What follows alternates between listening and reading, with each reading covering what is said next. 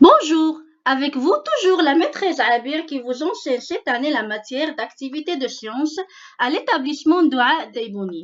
Je m'adresse à mes élèves de CM1. J'espère que tout va bien mes chers. On est le 6 mai 2020. La leçon d'aujourd'hui est la protection de l'environnement. On a déjà vu cette leçon, vous me rappelez? Bravo. Maintenant, on va passer pour faire quelques applications pour bien comprendre la leçon. Allez-y. Avant d'expliquer l'exercice 1, je vais faire un petit rappel. L'eau, c'est quoi? L'eau est une ressource précieuse. Pour réduire votre consommation d'eau, vous pouvez fermer le robinet pendant que vous brossez les dents ou bien que vous lavez les mains. N'oubliez pas.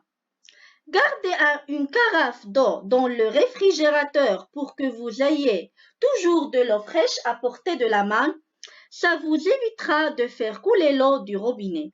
Attendre que le lave-vaisselle soit plein avant de le mettre en marche et aussi prendre des douches plus brèves.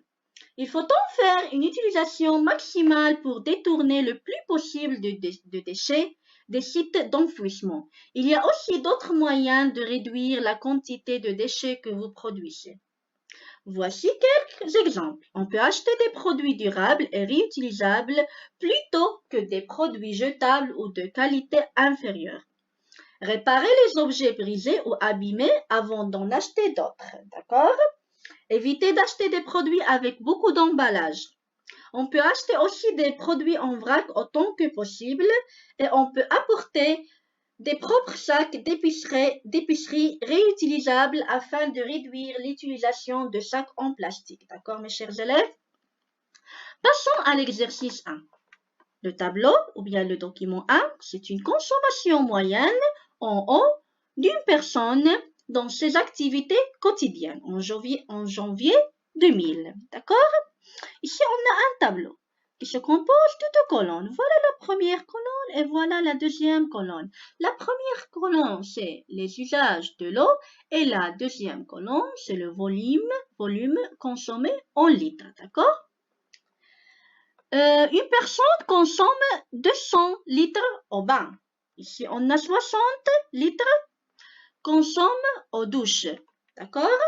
Une personne consomme 30 litres au chasse-d'eau, 5 litres au brossage de dents, 70 litres au nettoyage de lignes en machine, 15 litres au nettoyage de la vaisselle, 9 litres à la préparation d'un repas, 200 litres au lavage de voiture, 2000 au arrosage de petits jardins et 1,5 litres aux boissons. Donc, cette personne boit 1,5 litres d'eau. D'accord, mes chers élèves?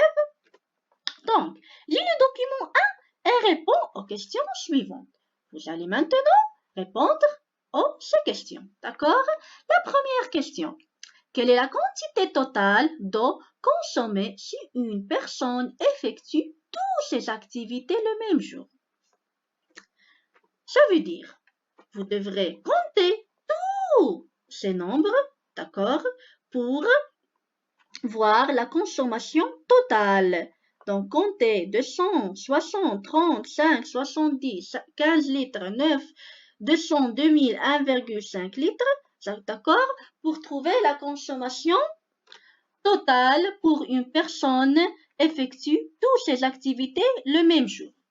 On est d'accord? Passons à la question 2. Quelle est la quantité d'eau consommée lors d'une douche?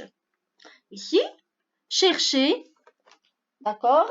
Cherchez la quantité d'eau consommée lors d'une douche et écrivez dans ces pointillés.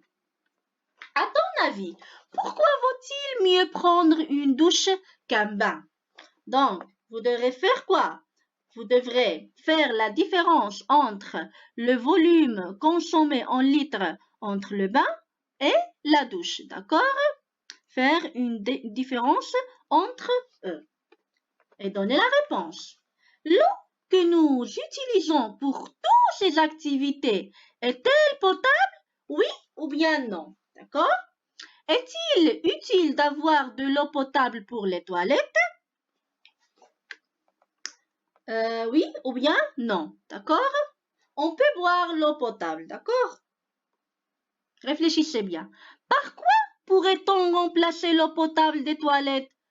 Est-ce qu'on peut remplacer l'eau potable des toilettes par l'eau de pluie, ou bien l'eau non potable, ou bien l'eau salée? Donc, cochez la bonne réponse, d'accord, mes chers élèves?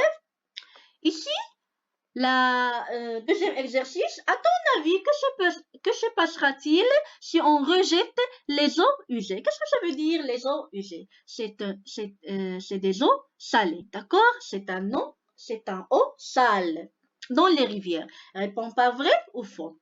Si on rejette les eaux usées dans les rivières, l'eau de la rivière sera propre? Vrai ou bien faux? Si on rejette les eaux usées dans les rivières, cela nourrira les poissons? Vrai ou bien faux? Si on rejette les eaux usées dans les rivières, la rivière deviendra sale? Vrai ou bien faux? Si on rejette les eaux usées dans les rivières, je pourrais me baigner sans danger? Vrai ou faux? Si on rejette les eaux usées dans les rivières, cela polluera la rivière? Vrai ou faux? Ici, on pourra boire l'eau de la rivière, vrai ou bien faux? Donc, mes chers élèves, cochez ou bien répond par vrai ou faux. D'accord? J'espère que vous avez bien compris les deux exercices. Merci de votre attention. Allez à la séance prochaine, Inch'Allah. Au revoir.